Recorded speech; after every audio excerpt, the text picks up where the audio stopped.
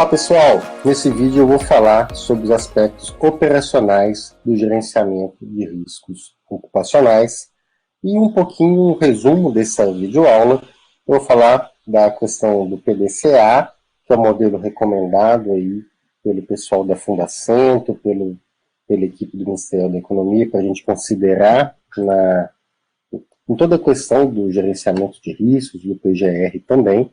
Então, é a questão do planejamento, o fazer, o controle, que é o monitoramento e o agir, os processos de RO, os documentos exigidos na NR1, a definição de perigo e métodos de avaliação sugeridos. Isso não está na NR de uma forma clara, mas a equipe do Ministério da Economia debateu essa questão, que eu acho interessante, porque às vezes a gente fica preocupado com os instrumentos, com as ferramentas, como fazer, e dar algumas pistas em relação a simplificar o processo para se ter uma efetividade, um custo-benefício também. A definição de risco, né, para a gente saber o que é risco, o que é perigo, a relação do GRO com o PCMSO, vinculado à NR7, as responsabilidades da organização e as possibilidades de comunicação de registros formais. Além disso, algumas questões dos indicadores proativos. Muitas vezes as pessoas ficam muito reativas aos acidentes, às doenças, a partir daí que ela começa a tomar medidas preventivas. NR1 e o debate colocado é da gente ter indicadores proativos em relação à saúde ocupacional. Eu vou falar do monitoramento, que é o controle dos riscos, da análise de acidentes e doenças ocupacionais, e o preparo para emergências que toda empresa tem que ter, caso se tenha, principalmente quando ela tem muitos riscos na sua atividade produtiva. O gerenciamento de risco, isso está na NR1, o texto da NR1, ele deve constituir um programa de gerenciamento de riscos, o PGR. Mas qual que é a diferença de um para o outro? Uma interpretação simples é que o gerenciamento de riscos vai alimentar, vai fornecer dados e informações para o PGR. E, ao mesmo tempo, o PGR é a referência para o gerenciamento. Ou seja, tem que ter uma via de mão dupla do gerenciamento com o programa, e vice-versa, o programa com o gerenciamento. Ou seja, tem que ter uma relação aí recíproca, uma retroalimentação do gerenciamento com o programa e o programa com o gerenciamento, porque os dados eles são fornecidos a partir do gerenciamento, que é a identificação dos perigos, a análise dos riscos, o controle dos riscos, que vai se gerar um inventário de riscos e um plano de ação, que a empresa tem que fazer de acordo com o NR1. Tá? A gente vai aprofundar isso nessa videoaula, uma videoaula seguinte, que eu vou falar especificamente do inventário de riscos e do plano de ação. Tá? Então vamos dar sequência. Esse PGR ele tem que estar integrado com qualquer plano, programa, documentos previstos relacionados com SST. A organização é de questões óbvias, que a organização deve evitar riscos que estão relacionados com o trabalho, identificar perigos, lesões. Uma dica prática é de se fazer um mapeamento de processos que pode ajudar na identificação dos perigos. As empresas hoje, a própria UFJF fez um mapeamento de praticamente todos os processos. Se você colocar mapeamento de processos na pesquisa UFJF, escritório de processos, você encontra vários processos mapeados da nossa universidade, vários fluxos, é bem interessante. Inclusive, a gente vai conversar com o pessoal do escritório de processos, porque o mapeamento de processos é uma questão te dá muitas informações sobre o fluxo daquele processo produtivo, e é uma ferramenta valiosa que vale a pena a gente aprender e discutir, falar. Depois a gente vai fazer uma conversa com o pessoal que executa isso aqui na universidade, para você saber e aprofundar nisso. E uma dica prática é avaliar se a empresa já realizou esse mapeamento de processo, porque se ela já fez o mapeamento de processo, a gente não precisa ficar inventando a roda, né? A gente já tem informações valiosas para a gente identificar os riscos, os perigos, e ao mesmo tempo fazer o inventário de riscos, que é a exigência da NR1. Às vezes o mapeamento de processo pode parecer algo complexo, né? Mas aqui eu mostro um exemplo simples. Em todo momento, qualquer empresa que você vai, ela tem um processo, nem sempre esse processo está mapeado, né? Às vezes você vai falar de mapeamento de processo para uma pequena empresa, para uma loja, o pessoal nem sabe o que é isso. Mas muitas vezes ela já tem os processos definidos, né? O cliente chega na loja, o vendedor atende o cliente, apresenta os produtos, e aí o cliente quer aquele produto. Aí vai se emitir um pedido de compra, vai se definir qual é a forma de pagamento, se for um crediário. Hoje não está tão comum com cartão de crédito, crediário, né? Mas antigamente se usava muito o crediário, hoje ainda tem isso, mas se faz o cadastro do cliente, se for o crediário, se não, já vai direto para o pagamento. Então existe um fluxo até se finalizar a venda. As empresas, aqui é um fluxo bem simples, elas têm processos mapeados e isso pode ajudar a gente nas análises, seja ela ergonômica ou de outro fator de risco, relacionado a risco físico, químico, biológico, tá? A gente vai focar mais nas questões ergonômicas, que é assunto das futuras aulas, tá? Mas voltando aqui para o gerenciamento de risco de uma forma genérica. A empresa tem que avaliar os riscos, indicando o nível de risco, tem que classificar os riscos ocupacionais para determinar a necessidade de adoção de medidas de prevenção. Até aqui questões muito óbvias que estão na NR1. Implementar medidas de prevenção de acordo com a classificação de risco e acompanhar o controle dos riscos ocupacionais. O que eu já falei na aula anterior, na videoaula anterior. Primeiro passo é definir o escopo, o objeto do trabalho, porque a empresa é muito grande, tem vários setores. Então, qual que é a expectativa dos empregadores ali, dos gerentes, dos trabalhadores? E isso aí a gente vai e fecha o escopo, o objeto do trabalho, até para se fazer um contrato de prestação de serviços, para se definir as estratégias de avaliação. O primeiro passo é se definir o escopo, o objeto do trabalho. Uma recomendação prática também é a avaliação gradual dos riscos. A gente não chega na primeira semana vendo tudo. As empresas têm 10, 15, 20 setores, em vários processos.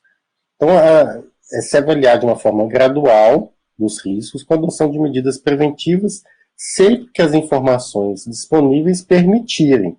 Ou seja, às vezes, por onde que a gente começa? Né? Às vezes a gente, quando chega numa grande empresa, a gente fala, por onde que eu vou começar? Né? E aquilo que eu tenho dito é a gente primeiro coletar as informações já existentes em relação, se já tem mapeamento de processos, a questão dos dados do PCMSO são valiosos para quem chega de fora, né? Porque muitas vezes a gente chega de fora, as pessoas estão ali há 10, 15, 20 anos, com toda a experiência naquele processo produtivo e a gente não conhece. Então a gente tem que ter um tempo ali para conhecer aquele processo produtivo para a gente de fato saber que tipo de perigo e riscos aqueles trabalhadores estão expostos.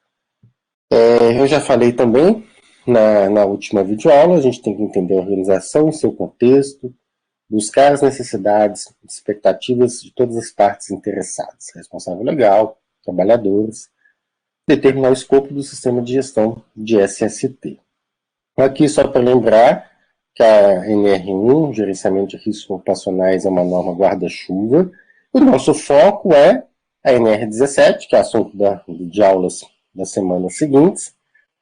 Então a gente define o escopo muitas vezes com essa questão, a gente é demandado com esse foco na NR17 principalmente, tá? Mas lembrando que existem outras NRs, a empresa é um todo, né, e a gente tem que estar em comunicação com o engenheiro de segurança, com o médico do trabalho, com todos os profissionais que compõem a equipe do SESMIT, tá?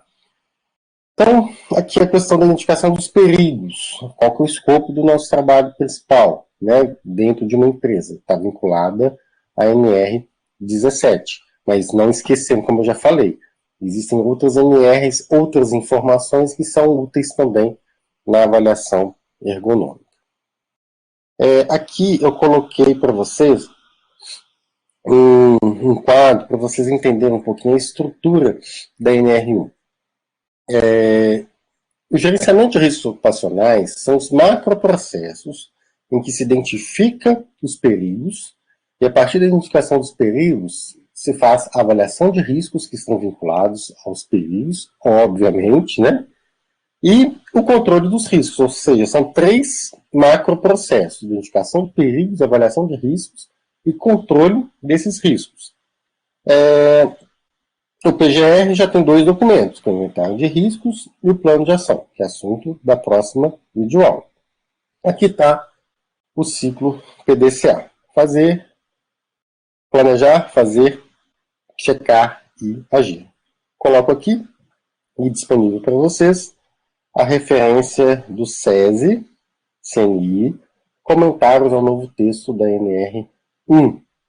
Para vocês, né, os artigos, os requisitos legais estão comentados aí nesse material do SESI. O PCMSO pode estar ajudando. Aqui está na parte de checar, no monitoramento, né? Mas a gente que chega de fora, no primeiro momento, o PCMSO, os dados do PCMSO ajudam no planejamento, na identificação dos riscos, dos perigos, para avaliação dos riscos, enfim. O PCMSO como feedback fundamental para o gerenciamento de riscos, seja para o monitoramento, como eu falei, como para o planejamento, tá? Porque ali tem informações da NR7, do relatório anual, que podem ser úteis para você, tá? Aqui é o processo de gerenciamento de riscos, e é um processo contínuo e iterativo.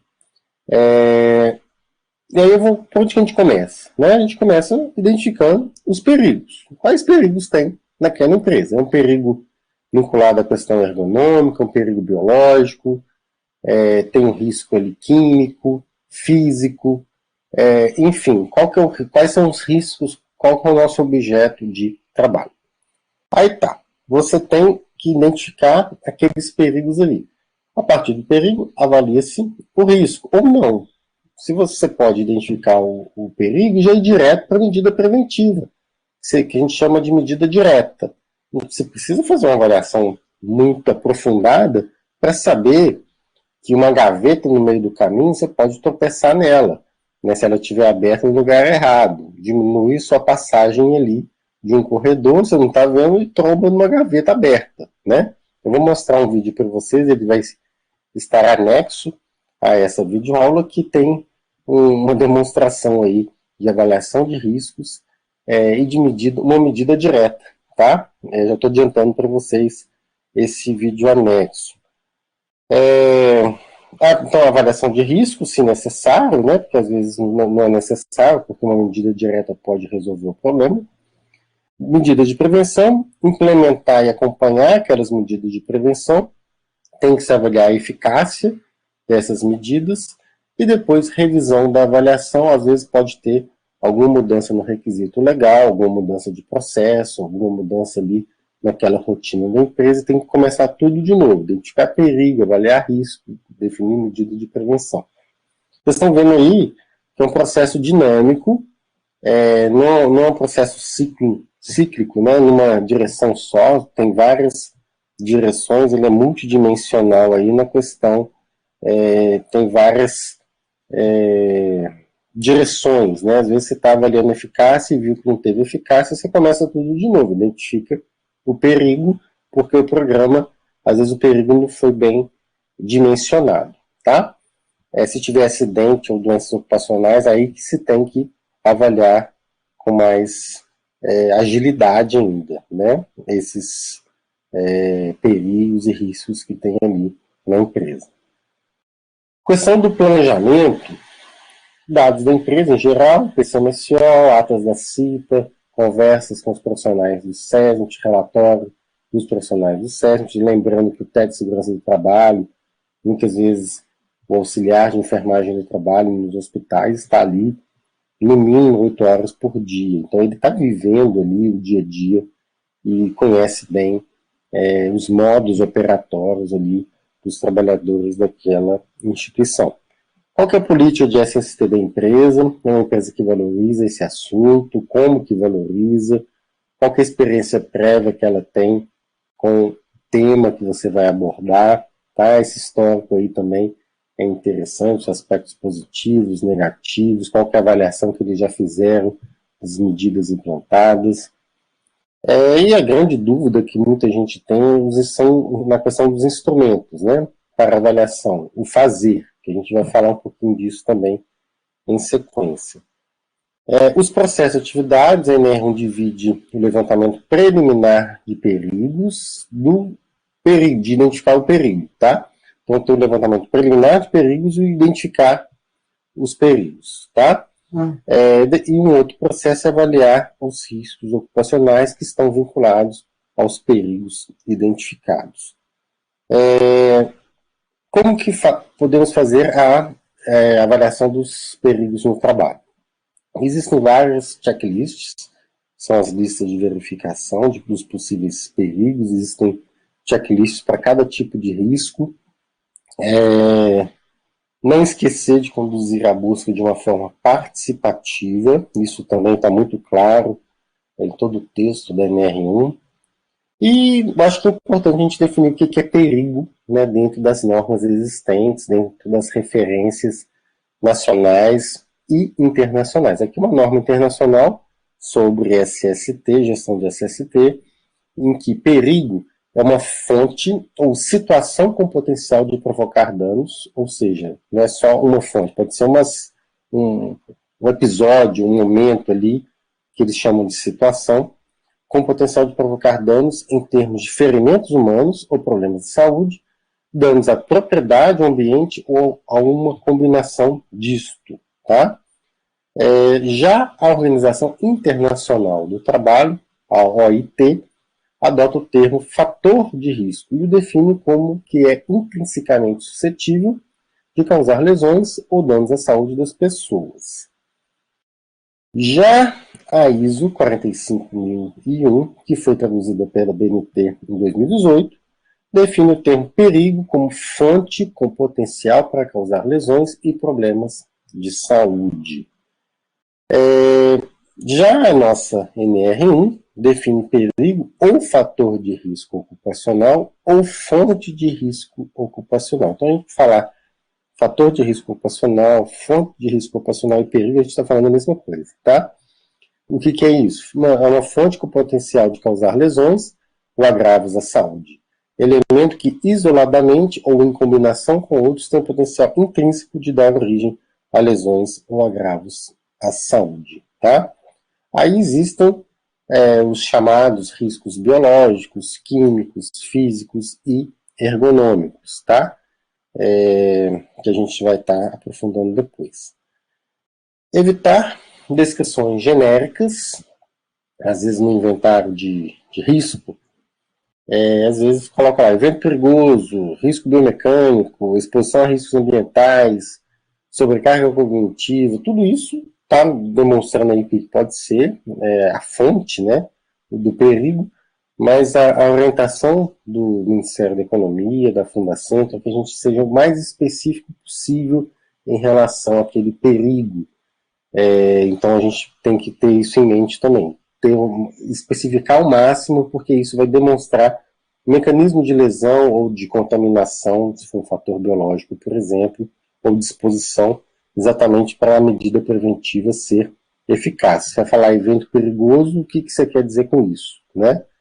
Então, por isso que é interessante, a gente vai depois definir isso, essas questões de quanto mais detalhado é a descrição do perigo, do risco, maior vai ser a descrição da medida preventiva e da orientação ao trabalhador, né?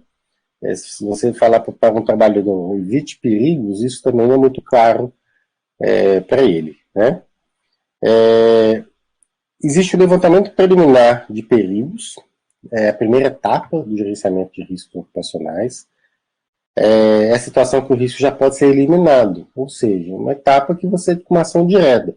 Muitas vezes a gente, no dia a dia da vida, a gente faz levantamento preliminar de perigo. Você chega num hotel, você está viajando, quem tem criança, quem tem filho, você olha se tem tela de proteção, né? Se você está no segundo, terceiro andar, tem risco de queda. Existem lugares que tem, para criança que não tem esse discernimento de risco, né? Cai uma garrafa de cerveja no chão, né, quebra, você tem ali o risco de cortar o pé. O que você faz? Você tem que eliminar aquele risco ali de uma forma direta. Você não fica fazendo avaliação aprofundada do risco. Você sabe que é tirar aquilo dali, colocar uma tela, mudar de andar do hotel para não ter risco, você ficar mais tranquilo, né? Então, o levantamento preliminar de perigos é algo que a gente faz muitas vezes no dia a dia. A todo momento a gente está com medo, às vezes, né? Quem tem filho, né? Muitas vezes está ali preocupado, toda hora você fica pensando em algum acidente que pode estar acontecendo. E essa visão de qualquer momento pode ter um perigo, às vezes a pessoa colocou uma escada no meio do caminho, que não estava previsto aquilo ali, né? Eu não estou querendo colocar vídeos de acidentes, mas se você colocar vídeos de acidentes de trabalho, muitas vezes são situações não habituais. O trabalhador vai fazer um procedimento não comum e ele não avaliou o perigo que está ali em volta, né? Depois a gente pode estar mostrando alguns aí para vocês, mas enfim, tem vários exemplos de acidentes em que não se fez um levantamento preliminar de perigos, por isso que aconteceu, e existem acidentes muito graves por falta dessa noção de levantamento preliminar de perigos, tá? E se tem um levantamento preliminar, já tem uma ação direta, já vai com medida de prevenção, tira aquele risco dali, tá? Não precisa de uma avaliação aprofundada dentro do levantamento preliminar. Então, o que eu estou querendo dizer é o seguinte: a identificação de perigos ela tem duas etapas. A etapa do levantamento preliminar de perigos e a identificação de perigos. E o levantamento preliminar não tem algumas exigências que tem na identificação de perigos. Eu vou falar isso daqui a pouco.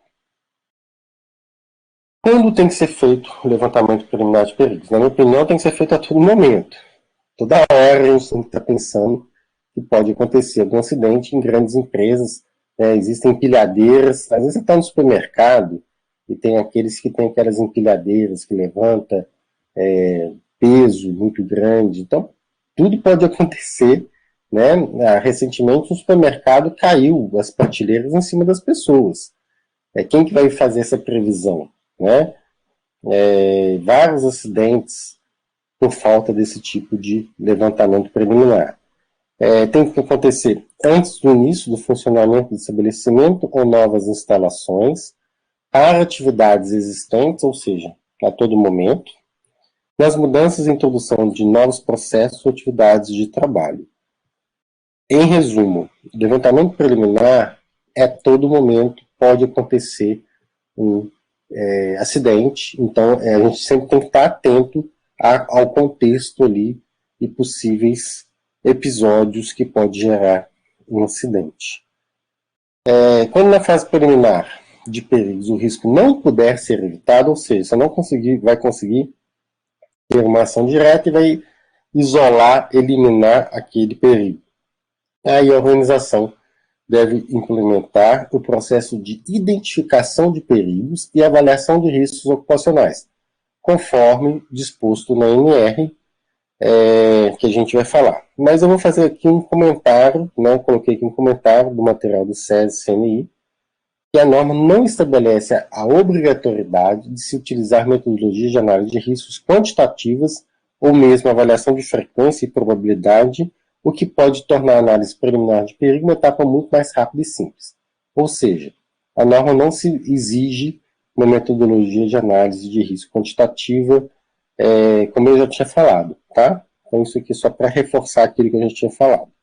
Pois não é necessária a descrição do perigo, das possíveis lesões associadas, da fonte geradora e dos trabalhadores sujeitos aos riscos previstos na etapa de identificação de perigos. Ou seja, na etapa de identificação de perigos, tudo isso aqui é necessário, tá?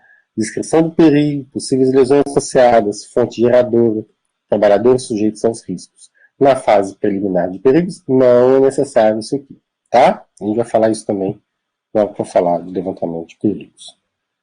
A organização deverá ser capaz de demonstrar que realizou a análise preliminar, tudo tem que ser comprovado, e principalmente que o risco foi eliminado, evitado, sem necessidade de aguardar que uma avaliação de risco seja realizada ou um plano de ação seja implementado. Não é necessário um plano de ação para se fazer coisas que são óbvias ali dentro da organização, tá? Aqui a gente entra em uma outra etapa, que já você não eliminou com a fase preliminar. Uma ação direta não consegue eliminar aquele processo, aquele risco, aquele perigo. Aí a etapa de identificação de perigo já inclui, já exige, já aumenta a exigência, tá? A descrição do perigo e possíveis lesões ou agravos à saúde, a identificação das fontes ou circunstâncias, dos episódios ali, dentro de um contexto. Eu acho que o que pode ser interessante é se fazer simulações de trabalho, situações às vezes extremas, para se ver que tipo de perigo pode acontecer. No supermercado lotado, às vezes tem promoções aí que lojas ficam lotadas, alguma prateleira pode cair, pode empurrar e cair, né? Então, às vezes, simulações são úteis para a gente estar fazendo circunstâncias, né, que pode acontecer algum acidente, dependendo do contexto. Porque, exatamente por isso, o Corpo de Bombeiros tem regras para a capacidade dos espaços, tudo tem regra, exatamente porque muito se pensa em situações extremas de incêndio, por exemplo, né? Identificação do grupo de trabalhadores sujeitos aos riscos, dependendo da atividade econômica em questão. Na fase já de avaliação de riscos ocupacionais, a gente já avança mais um pouquinho nos processos de gerenciamento de riscos ocupacionais. A gente começou com a análise preliminar. Se a gente não consegue isolar, eliminar aquele risco, a gente passa por fase de identificação de perigos, e aí já exige avaliação dos riscos ocupacionais. Aí, a organização deve selecionar as ferramentas e técnicas de avaliação de riscos que sejam adequadas ao risco ou circunstância em avaliação. A NR não tem essa receita de bolo de qual instrumento, qual ferramenta, qual método que vai ser utilizado. A organização tem que ter uma equipe para fazer isso. A avaliação de risco deve constituir um processo contínuo e ser revisada a cada 2 anos ou quando da ocorrência de algumas situações. Quais são essas situações? Após a implementação das medidas de prevenção para avaliação de riscos residuais e após qualquer inovação, modificação de tecnologia, ambiente, processo, condições, procedimentos, organização do trabalho, que impliquem em novos riscos ou modifiquem os riscos existentes, tá? Então, qualquer novidade ali nos processos, a análise, a avaliação dos riscos se faz necessária. Quando identificadas inadequações, insuficiências ou ineficácias das medidas de prevenção, a medida de prevenção não está tendo efeito, as pessoas continuam ficando doentes, os acidentes continuam acontecendo, acidentes ou incidentes, né, que é aquela situação que pode se gerar um acidente. Na ocorrência de acidentes ou doenças relacionadas ao trabalho, aí vem de novo a importância do PCMSO, por isso que o PCMSO, os dados do PCMSO são valiosos para a gente também. Aí aqui já entra a etapa do fazer. A gente sai do planejamento e entra no fazer. Aplicar os instrumentos selecionados e orientar os trabalhadores e profissionais da administração que aqueles instrumentos serão utilizados ali para fazer a análise que você está propondo, de acordo com o que foi combinado, com o SESMIT, com a CIPA, com o empresário, o dono da empresa. Não esquecer de se buscar diferentes percepções, trabalhadores, gerentes, diretores, CIPA, SESMIT. Aqui eu trago a definição da NR1 do risco ocupacional. De acordo com a NR1, o risco ocupacional é a combinação da probabilidade de ocorrer lesão com agravo à saúde causados por um evento perigoso, uma exposição a agente nocivo ou exigência da atividade de trabalho. E essa exigência de atividade pode ser física, cognitiva, emocional, são as cargas de trabalho, né, a física, a cognitiva e a emocional, e da severidade dessa lesão, o agravo à saúde. Ou seja, o risco é uma probabilidade dessa relação do evento perigoso, exposição, exigência da atividade com a severidade de uma lesão ou agravo à saúde. Ok? É um conceito também importante.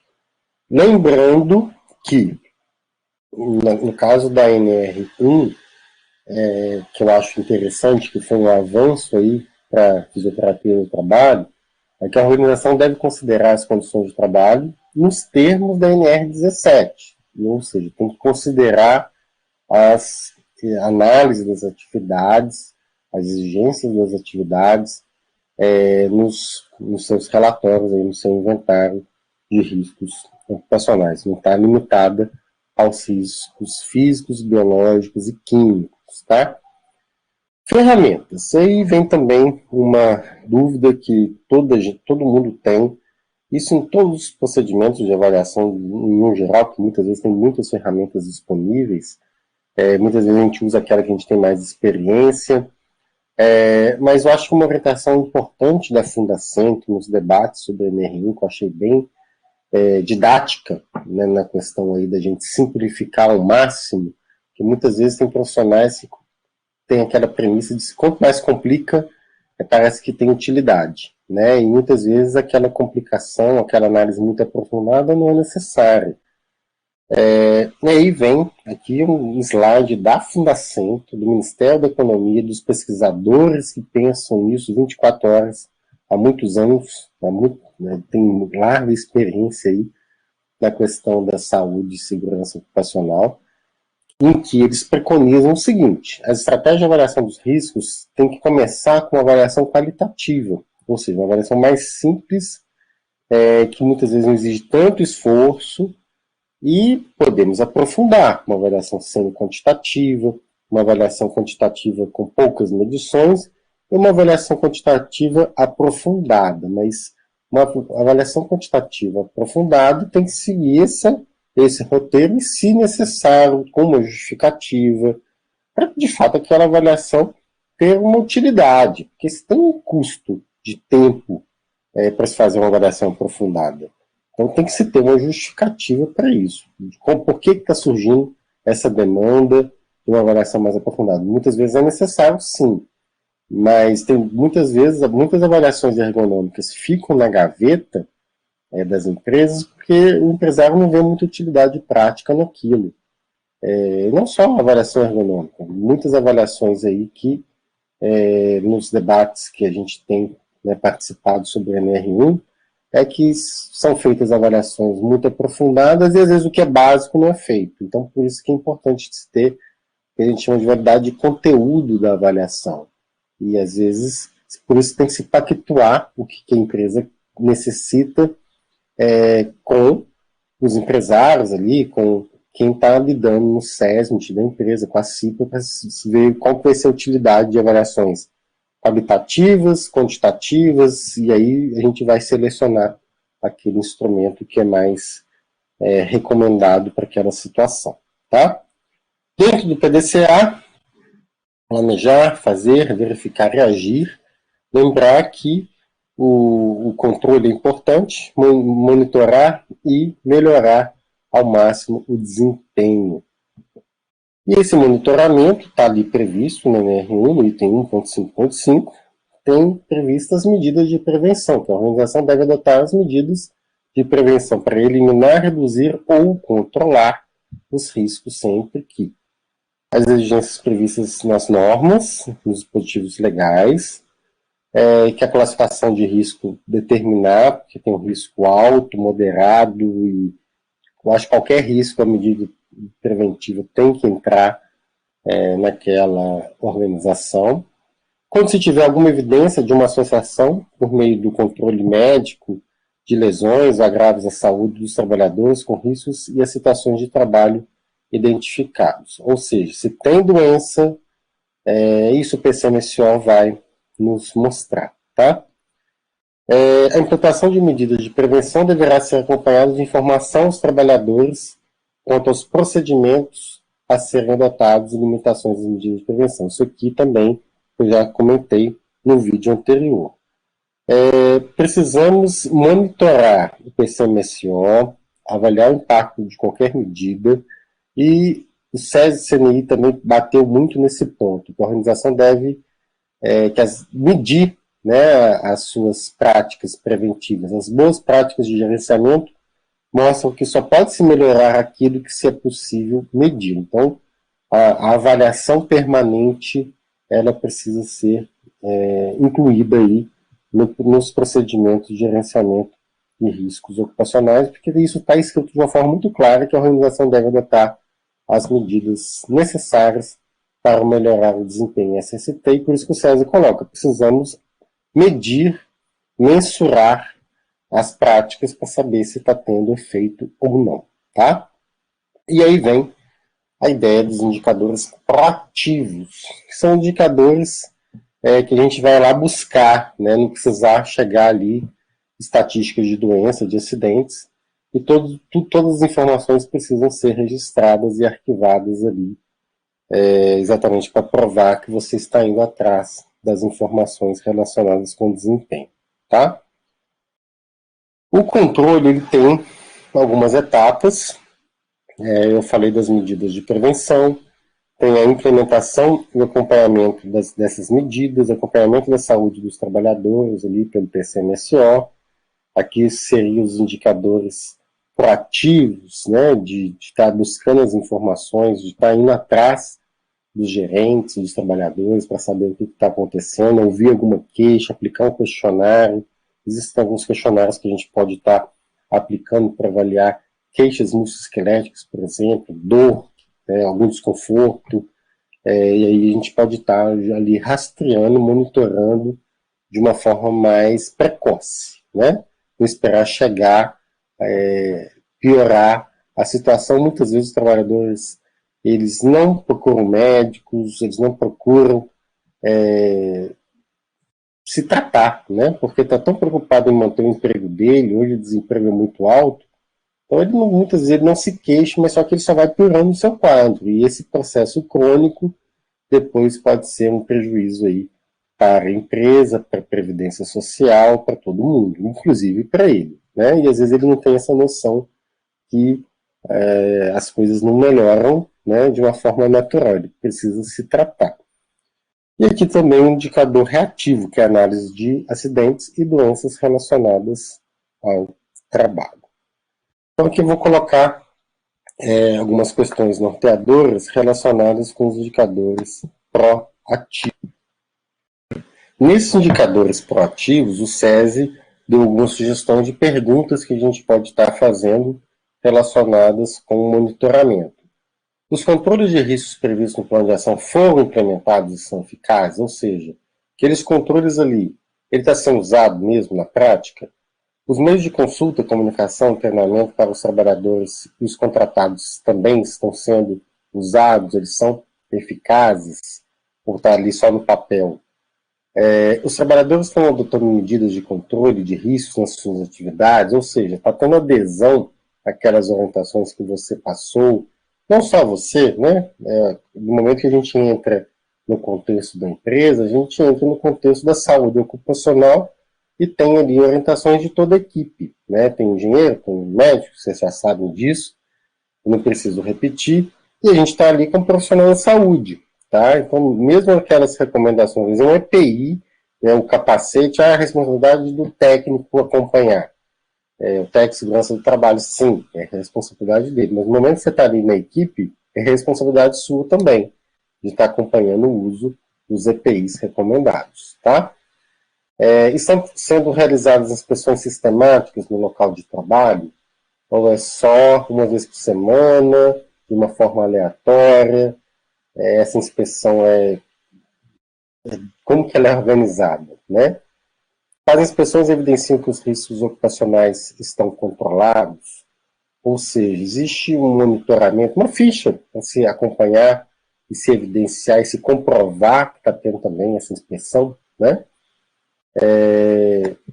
Então, tudo tem que ter registro, tem que ter provas, e quando chegar uma inspeção do Ministério da Economia, você tem como provar que está tendo controle de fato, e é um indicador proativo que você está indo atrás, né? Os indicadores dos programas de SST evidenciam redução de doenças ocupacionais, afastamentos, acidentes, faltas, queixas, satisfação, né? Aqui está muitas vezes os problemas, mas a gente também pode ter indicadores positivos. Se é um indicador de saúde, segurança, a gente pode pensar no bem-estar do trabalhador, na satisfação, na motivação dele. Às vezes é algo que motivou, né? A gente vê aí algumas empresas, o Google, por exemplo, incentivando com políticas vinculadas à gestão de pessoas. Né, as pessoas querem trabalhar em algumas multinacionais porque tem uma política de bem-estar ali, né? Então é interessante se evidenciar indicadores não só negativos, né, de doença, de afastamento, indicadores positivos também. A gente sempre está falando da funcionalidade, né? E às vezes buscar aí indicadores que vão ilustrar não só os aspectos negativos, que eu diria, a doença, o afastamento, o acidente, indicadores positivos também, satisfação no trabalho, motivação, a própria produção, né? Às vezes pode se melhorar a produção, não que isso vai gerar uma sobrecarga, mas é porque, às vezes, dependendo da desmotivação e da insatisfação e da dor, né, e da queixa, a pessoa fica improdutiva, né? O desempenho de SST nas empresas contratadas é monitorado, está dentro das exigências legais, aquela questão que eu falei, se avaliar a conformidade legal, mas a gente superar a conformidade legal, né? A gente superar o que a norma exige. Porque se a gente superar a norma, a gente com certeza vai atender os objetivos de saúde ocupacional. Se definir, avaliar a frequência e eficácia das inspeções feitas, se de fato a inspeção está tendo resultado, ela está sendo sensível à realidade, ela está pegando as situações, ou todo mundo já sabe também a hora que passa, e todo mundo coloca um capacete, usa o cinto, usa o EPI só porque vai passar uma inspeção, né? Se vê a validade de treinamentos, os treinamentos já têm mais de 1 ano, 2 anos, tem que se fazer uma reciclagem permanente, sempre lembrar, tem que ter lembrete sim, tá? Porque as pessoas esquecem que ela está ali, ela já fica tão acostumada às vezes com aquele procedimento que ela, muitas vezes, é natural para ela, e é aí que o acidente pode estar acontecendo, tá? A redução dos riscos ocupacionais com alta severidade também é um indicador importante para a gente estar acompanhando. E tem os indicadores reativos, que são indicadores dos dados, dos acidentes, das doenças relacionadas ao trabalho, das faltas. E aí, muitas vezes, isso chega de uma forma formal, né, naquela questão do PCMSO, dos afastamentos, às vezes tem os benefícios previdenciários, quando a pessoa fica afastada há mais de 15 dias. Esses já são indicadores reativos e não são os proativos, mas são indicadores que a gente tem que considerar também, né? Dados estatísticos e outras evidências históricas do desempenho que não está muito eficiente, desempenho ineficaz, deficiente, considerando saúde e segurança no trabalho. É importante ressaltar que os meios adotados pela organização para consultar e comunicar sejam documentados para demonstrar que a ação foi realizada, né? Isso aqui também é algo óbvio, mas nem sempre é realizado. É burocracia demais. Infelizmente, a gente tem que registrar tudo, porque tudo pode virar um processo judicial. E quem já lidou com empresa, que já trabalhou com gestão, independente do setor público ou privado, sabe que tudo pode virar um processo judicial. Então, por isso que a ordem de serviço, os quadros de aviso, tira foto, documenta, boletim informativo, programação da CEPAT, Semana Interna de Prevenção de Acidentes, atas de reuniões, das capacitações, lista de presença em treinamento, lista de presença em CIPAT, toda ação precisa ser documentada. Exatamente, infelizmente, pela questão judicial, que a qualquer momento pode acontecer um acidente. Infelizmente, a gente está sob esse risco em qualquer organização. As doenças acontecem também. Então, a documentação demonstra o tanto que a empresa está se preocupando com aquela situação, né? E a prova real que medidas foram adotadas. Então tem que registrar tudo. Hoje com o celular, a gente consegue gravar, a gente consegue filmar, a gente consegue tirar foto. Então esse registro é fundamental para demonstrar as ações em casos de inspeções, em processos judiciais e às vezes até em campanhas preventivas também. Tá? Agir conforme os resultados das avaliações. Aqui é aquela etapa do PDCA do agir, né? De acordo com o monitoramento, com o controle, se definir os resultados, agir conforme os resultados. E, dependendo do resultado, seja ele positivo ou negativo, a gente sempre tem que inovar com os procedimentos para uma prevenção plena, para de fato ter adesão. Tem pessoas que elas vão aderir a uma palestra, outras a uma simulação de uma situação de risco, outras elas gostam de ler, tem outras que não pegam cartilha para nada, né? Então cartilha tem eficiência, tem eficácia, para alguns sim, para outros não, então tem que ter medidas complementares, né? E a inovação ela tem que se fazer presente hoje que as pessoas têm perfis muito diferentes para aprendizagem, por exemplo. A organização deve adotar mecanismos para consultar os trabalhadores em relação à percepção de risco. Isso aqui também está na NR1. A CIPA está ali para isso também.